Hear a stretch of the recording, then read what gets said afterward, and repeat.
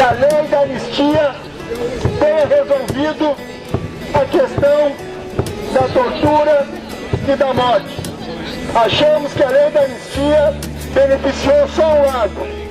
O lado dos ditadores, o lado dos assassinos, o lado daqueles que, em nome do Estado brasileiro, cometeram as piores barbáries.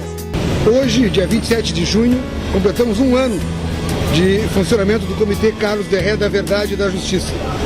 E justamente completamos trabalhando, fazendo o que é a nossa função. Aqui no Palácio da Polícia existem as antigas dependências do DOPS. Aqui muita gente foi presa, torturada e morta. Por isso nosso trabalho pela busca da verdade, para chegarmos à justiça, fizemos hoje a identificação pública deste local.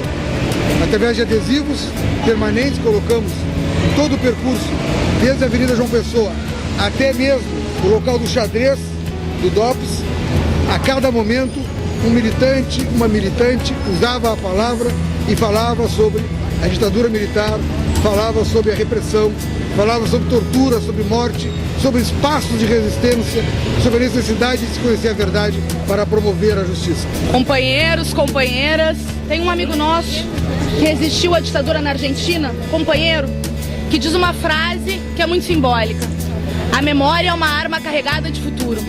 Portanto, resgatar a história, punir os torturadores e aqueles que orquestraram junto com o exército o golpe, a ditadura militar brasileira, é fundamental para que não se repita no futuro e para que a gente consiga, professora, reverter aquilo que nós estamos vendo no nosso país. A impunidade dos torturadores do passado alimenta a impunidade da violência, da corrupção e de todos os tipos de violações aos direitos humanos que ainda acontecem hoje. Por isso, essa luta em defesa da punição, da justiça, daqueles que violaram os direitos humanos no passado, é uma luta do presente e é uma luta de todos nós. Pula, sai do chão, quem é contra a repressão? Pula, sai do chão, quem é contra a ditadura? Justiça, verdade, antes que seja tarde. Justiça, verdade, antes que seja tarde.